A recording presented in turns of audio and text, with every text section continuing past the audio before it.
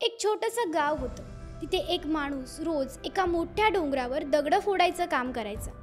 तो त्याच्या कामाने अतिशय खुश होता.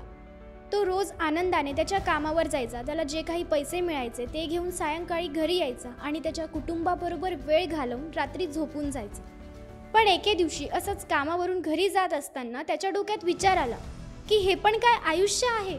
रोज उठायचं, कामावर जायचं, खूप काम करायचं, एवढी जास्त मेहनत करून पण एवढूशा पैशांवर घर चालवायचं. असं घडलं तर किती छान होईल. मला अशी काहीतरी शक्ती मिळायला पाहिजे जेणेकरून मी जे जे काही विचार करेल ते माझ्यासोबत घडेल. मला जे बनावंसं वाटेल ते मी बनू शकेल. असं घडलं तर किती मस्त होईल. असा विचार करत करत तो घरी जात होता आणि हाच विचार करून तो रात्री घरी जाऊन झोपून गेला. झोपल्यानंतर काही वेळातच त्याला एक स्वप्न पडलं. तो रोजप्रमाणे त्याचं काम संपवून घरी जात होता. घरी जात असताना त्याला एक आलिशान मोठा बंगला दिसला आणि त्याच्या मनात विचार आला की हा बंगला जर माझा असता तर किती छान झालं असतं. आणि अचानक तो मनुष्य त्या बंगल्याचा मालिक बनून गेला. त्याला विश्वासच बसत नव्हता. जो विचार त्याने केला ते तो बनून गेला होता. पण त्याचा आनंद फार काळ नाही टिकला. त्याला त्याच्या बंगल्याच्या बाहेरून एक आवाज यायला लागला. त्याने खिडकी उघडली आणि बघितलं की रस्त्यावरून एक रॅली जात होती आणि रॅलीच्या मधोमध एक पॉलिटिशियन उभा होता. आणि तो पॉलिटिशियन खूप पॉवरफुल होता. तो रस्त्याच्या मध्ये लोकांच्या मध्ये उभा होता. लोकांना असे असे हात दाखवत होता आणि सगळे लोक त्याला बघण्यासाठी तरसत होते. त्याच्या नावाचे नारे देत होते. आणि तेव्हा त्याला कळलं की मी किती लहान आहे. खरी पॉवर तर या पॉलिटिशियन जवळ आहे. आणि मग त्याला वाटलं की मी असा पॉलिटिशियन असायला हवं होतं. म्हणजे माझ्याजवळही एवढी पॉवर राहिली असती. लोकांनी माझ्या नावाचे नारे दिले असते. आणि तेवढ्यातच तो मनुष्य पॉलिटिशियन बनून गेला. त्याच्या आनंदाचा काहीही ठिकाणा नव्हता. तो एक पॉलिटिशियन बनून गेला होता. सगळे लोक त्याला बघण्यासाठी तरसत होते. त्याच्या नावाचे नारे देत होते आणि त्याला खूप छान वाटत होतं. पण त्याचा हा आनंद सुद्धा फार काळ टिकला नाही. ऊन खूप जास्त असल्यामुळे त्या पॉलिटिशियनला चक्कर येऊन गेली आणि तो चक्कर येऊन खाली पडला. आणि मग तेव्हा त्याला कळलं की पॉलिटिशियन सगळ्यात जास्त पॉवरफुल नाहीये. सगळ्यात पॉवरफुल तर सूर्य आहे. आणि मग त्याच्या मनात विचार आला की मी सूर्य बनायला पाहिजे. जर मी सूर्य बनलो तर माझ्याहून पॉवरफुल अजून कुणीही राहणार नाही. बस त्याने इतका विचार केला आणि तो सूर्य बनून गेला.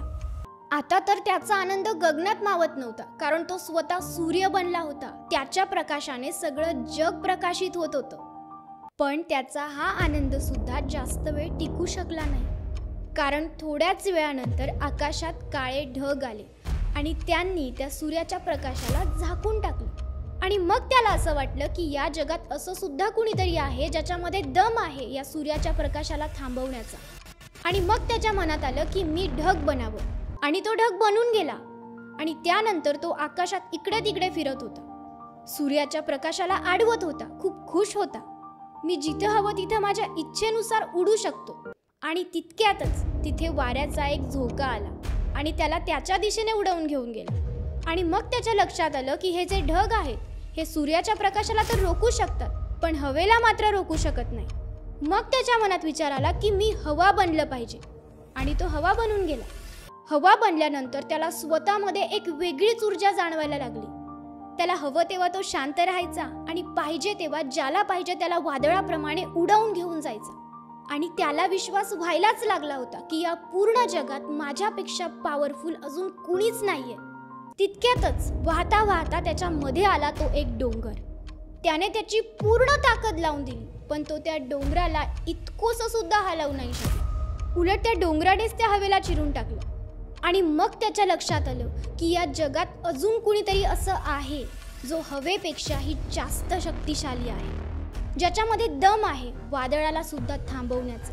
आणि मग त्याच्या मनात विचार आला की मी हा डोंगर बनावा. आणि काही क्षणातच तो डोंगर बनून गेला. पण प्रत्येक वेळाप्रमाणे यावेळी सुद्धा त्याचा आनंद जास्त काळ नाही टिकू शकला. अचानक त्याला एक ओळखीचा आवाज ऐकू यायला लागला, जो त्याने आधी सुद्धा ऐकला होता.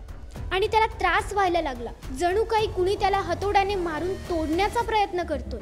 त्याला राहवत नव्हतं. त्याला खूप वेदना होत होत्या, खूप त्रास होत होता. आणि मग त्याच्या मनात विचार आला की असं कुणीतरी आहे जो माझ्याहून सुद्धा जास्त पॉवरफुल आहे, जो डोंगराला तोडण्याचा दम ठेवतो. मला तो बनायचंय जो या डोंगराला तोडू शकतो. पण यावेळी मात्र त्याला हवं ते घडलं नाही. तो ते बनू शकला नाही जे त्याला बनायचं होतं. तो आरुळ्या मारायला लागला, रडायला लागला, किंचाळायला लागला, पण तो ते मात्र बनू शकला नाही. त्याच्या वेदना वाढत जात होत्या आणि त्याच वेदनेमध्ये त्याला जाग आली. तो उठून बसला आणि उठल्यानंतर त्याच्या समोर आरसा होता आणि त्याला आरशामध्ये स्वतःचं प्रतिबिंब दिसलं. आणि मग त्याच्या लक्षात आलं की स्वप्नात मी तो का नव्हतो बनू शकत जे मला बनायचं होतं, कारण प्रत्यक्षात मीच तो स्वतः आहे.